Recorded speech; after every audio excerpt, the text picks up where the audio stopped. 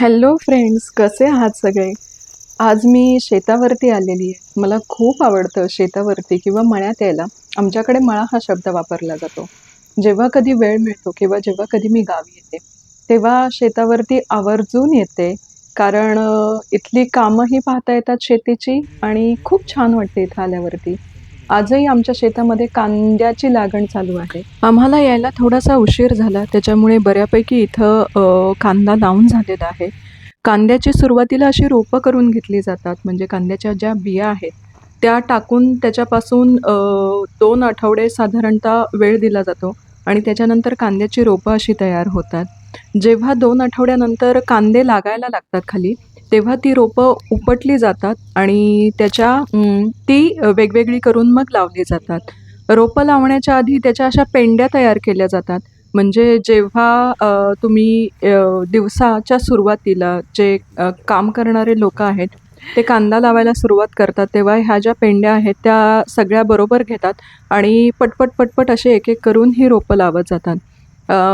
सकाळपासून हे सगळेजण इथं रोपं लावत होते आणि आत्ता दुसऱ्या दिवशीची तयारी म्हणून हे कांद्यांच्या ज्या पेंड्या बांधण्याचं काम आहे, ज्या रोपांच्या पेंड्या बांधण्याचं काम आहे, ते इथं चालू आहे. हा कांदा साधारणतः आत्ता डिसेंबरमध्ये लावल्यानंतर तो मे महिन्यापर्यंत पूर्णपणे तयार होतो आणि मे महिन्यामध्ये काढायला येतो म्हणून याला उन्हाळ कांदा असं म्हणतात. आणि जेव्हा कांदा पूर्णपणे तयार होतो तेव्हा अशा प्रकारच्या वखारीमध्ये तो साठवला जातो. साधारणतः झोपडीप्रमाणेच ही वखार दिसते. एका लाईनमध्ये अशी लांबट वखार तयार केली जाते आणि त्याच्यामध्ये कांदा साठवला जातो. आपले बाजरी किंवा ज्वारीच्या ज्या काड्या आहेत आणि जो पाला आहे त्याच्यापासून ही वखार तयार केली जाते. याच्यामुळे आतमध्ये व्यवस्थित व्हेंटिलेशन राहतं आणि कांदा खराब होत नाही. पूर्णपणे सुकून हा कांदा इथे ठेवला जातो आणि जसा बाजार भाव येईल किंवा जशी शेतकऱ्याला गरज पडेल तसं हे वखार फोडून मग कांदा विकला जातो. त्याच्यानंतर आम्ही खालच्या शेताकडे निघालो पाहण्यासाठी, गहू पाहण्यासाठी. गहू लावूनसुद्धा साधारणतः 1 महिना झालेला आहे आणि गहू अगदी व्यवस्थित उगवून आलेला आहे आणि खूप छान अशी संध्याकाळ होती. सूर्य अस्ताकडे चालला होता. सूर्यास्त खूप सुंदर दिसत होता आणि जेव्हा अशी धान्याने भरलेली शेतं दिसतात, तेव्हा खूप श्रीमंत असल्यासारखं वाटतं. खूप मस्त वाटतं आणि ही फिलिंग ज्यांच्याकडे शेत आहे तेच समजू शकतात. खरं तर शेतामध्ये गाडीवर जाण्यापेक्षा चालत फिरायला खूप भारी वाटतं. खूप मजा येते आणि आजूबाजूला सगळीकडे तरवडाची पिवळी फुलं उमललेली दिसत होती. घाणेरीची भरपूर फुलं उमललेली दिसत होती.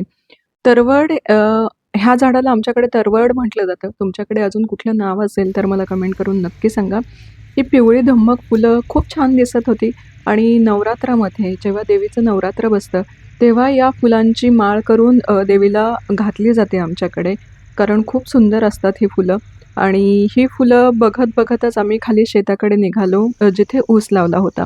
हवेमध्ये खूप छान गारवा पसरला होता. रातकिड्यांचा आवाज सगळीकडे येत होता आणि आमच्या भागामध्ये ऊस जास्त प्रमाणात होतो. बागायती जमीन असतात त्याच्यामुळे आणि ऊसाचा खूप गोडसर वास देखील हवेमध्ये खूप छान असा येत होता. आम्ही पुढे जात असताना एका मोकळ्या रानामध्ये आम्हाला मोरांचा थवा शांतपणे चरताना दिसला.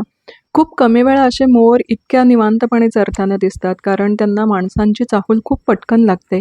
त्यांचे कान तीक्ष्ण असतात आणि ते लगेचच पळून जातात.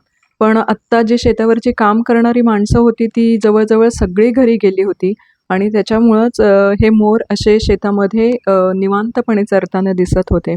हा व्हिडिओसुद्धा मी खूप लांबून घेतलेला आहे, त्याच्यामुळे मे बी थोडासा ब्लर दिसत असेल. पण तुम्हाला हा व्हिडिओ कसा वाटला मला कमेंट करून नक्की सांगा आणि माझ्या चॅनलला लाईक, शेअर, सबस्क्राईब करायला विसरू नका. पुन्हा भेटूयात अशाच एका व्हिडिओमध्ये. तोपर्यंत बाय बाय.